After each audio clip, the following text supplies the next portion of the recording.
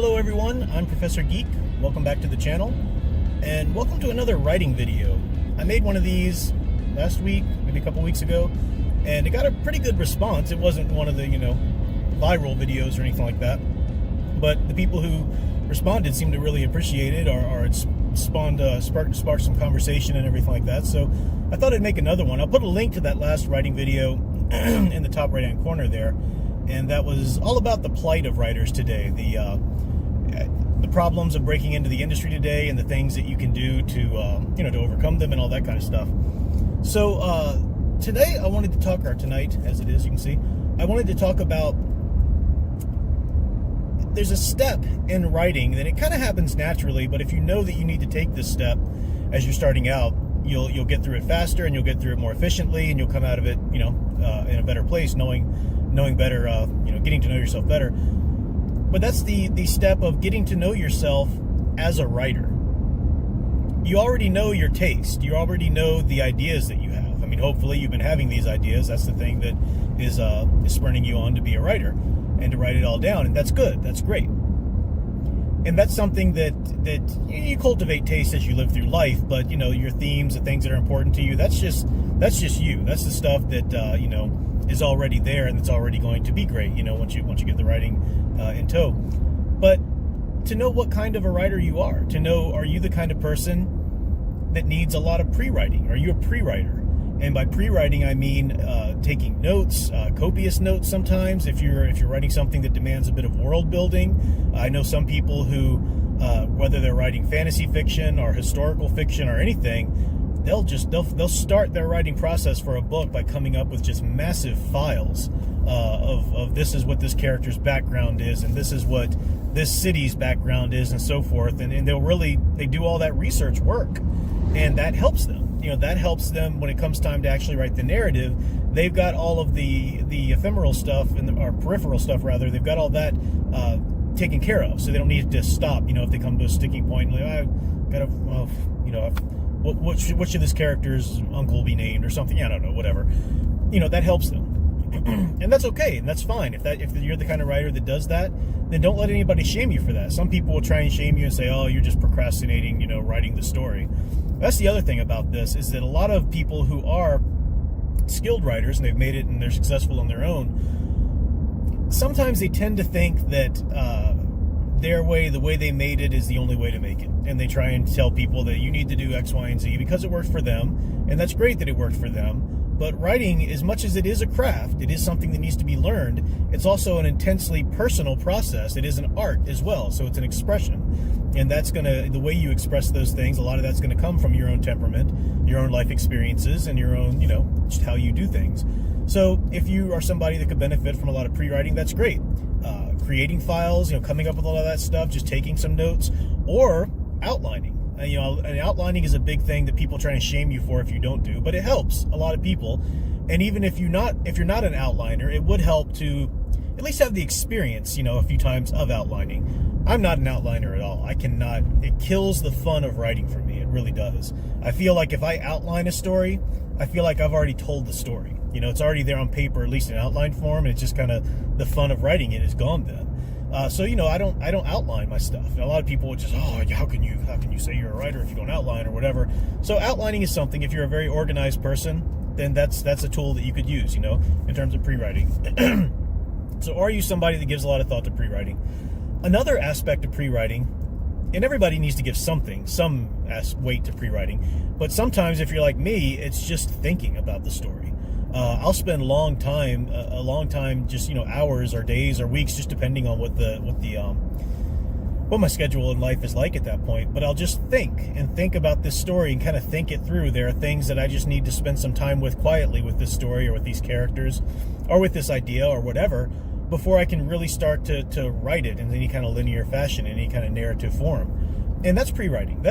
So whatever kind of pre-writing works for you best, figure that out. You need to try it all. You can't just say, I think I'll be guessed at this one, and that's just what you do. You do need to try it out, because you might surprise yourself. So learning, getting to know yourself as a writer, what works best for you, what doesn't. What kind of pre-writing do you do? The next thing is you have to write to be a writer. as much as I said, don't let people shame you for quote unquote procrastinating, it is true that a lot of people who want to be a writer will procrastinate. They'll just stay in that phase of thinking about their story. They like to tell other people about their story. They like to go on YouTube and streams and tell other people what they're thinking about writing and this and that. And, you can get addicted to that, and that's all you do because you never take that first step in actually putting it onto paper or on the screen or whatever. You have to do that. You have to cross that threshold. That is what really makes you a writer. You can be a great pre-writer, but if that's all you are, then you're a great pre-writer. So stop talking about what you're going to do wonderfully one day and shut up and do it, You have to put the words down at some point. So what works best for you in that? There's all types of ways that work best for people when it comes to actually getting the words on paper or on screen. For one thing, do you want to work directly on a computer screen or in a notebook or something like that and type it up later? It's not as many people, but some people do still like that tactile sensation of just scribbling and writing in a notebook. Because of whatever reason, their thoughts can flow more freely. They don't feel as detached from it as they are when it comes to a screen.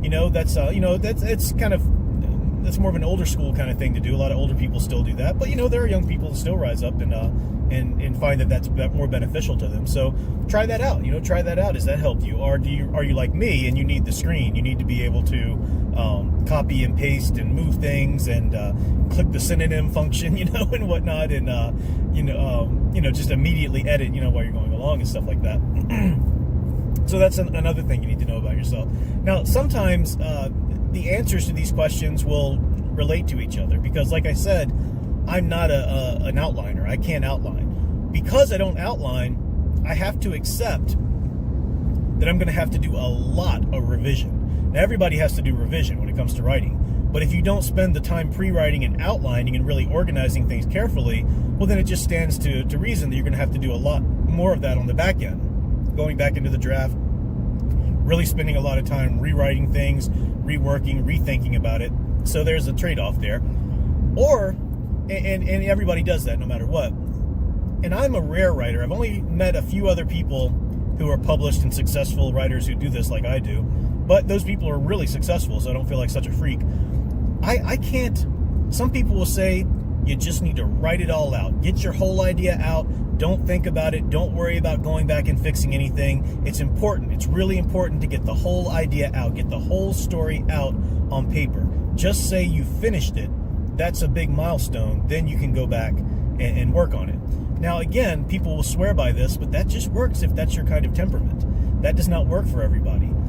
I would die. I would not want to read. I would not want to write, rather, if that's the way I wrote. I would not. It wouldn't be fun for me. I can't continue writing the next scene when I know in my head the next day that last scene just wasn't really there. I'd rather go monkey with that. So I tend to edit as I write.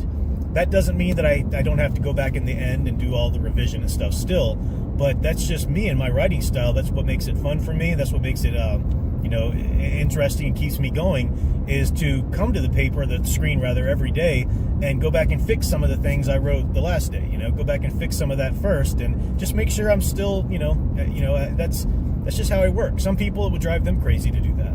But again, you learn your process. You learn, do you need just to get it all out in one draft and return to it later? Or do you need to kind of edit as you go along to stay interested? Staying interested is the big thing. If you get bored with your own story, well, you're not going to complete it, but how can you ever expect a reader one day not to get bored with it, So there's that.